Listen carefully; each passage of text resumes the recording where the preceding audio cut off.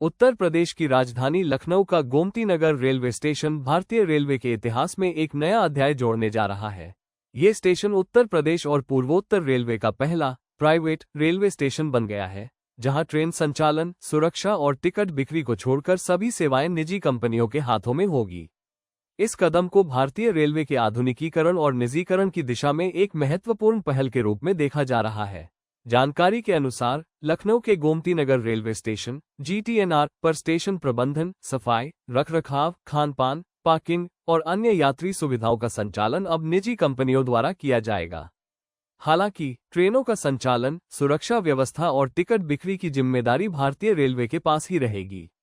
इस नई व्यवस्था के तहत यात्रियों को विश्वस्तरीय सुविधाएं प्रदान करने का लक्ष्य रखा गया है, जिसमें स्टेशन पर बेहतर स्वच्छता, आधुनिक सुविधाएं और सुगम यात्री सेवाएं शामिल हैं।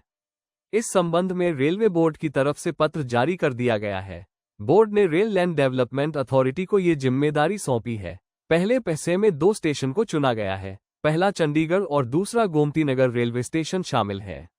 रेलवे बोर्ड के कार्यकारी निदेशक अनवर हुसैन ने बताया कि यात्री सुविधाओं को दुरुस्त करने के लिए RLDA निजी कंपनियों को आमंत्रित करेगा, जिसके बाद 3 वर्षों के विस्तार के साथ 9 साल के लिए लाइसेंस दिए जाएंगे।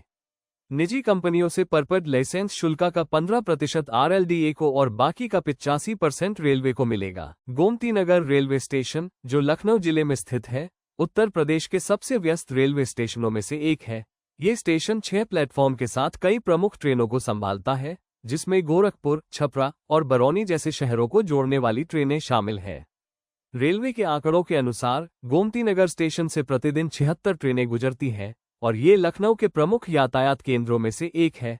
इस स्टेशन का उद्घाटन प्रधानमंत्री नरेंद्र मोदी ने किया था। निजीकरण का प्रभाव। रेलवे के इस निजीकरण मॉडल को लागू करने का उद्देश्य स्टेशन की सुविधाओं को और बेहतर करना है। निजी कंपनियों के पास संसाधनों और नवाचारों का लाभ उठाकर स्टेशन को और अधिक यात्री अनुकूल बनाने की जिम्मेदारी होगी। विशेषज्ञों का मानना है कि इससे स्टेशन पर खानपान की गुणवत्ता, स्वच्छता और अन्य सुविधाओं में सुधार होगा, जिससे यात्रियों को बेहतर अनुभव मिलेगा। हालांकि कुछ लोग इस कदम को लेकर चिंतित भी हैं। उनका मानना है कि निजीकरण से सेवाओं की लागत बढ़ सकती है, जिसका असर आम यात्रियों पर पड़ सकता है। इसके अलावा निजी कंपनियों द्वारा संचालित सेवाओं की गुणवत्ता और पारदर्शिता पर भी सवाल उठाए जा रहे हैं।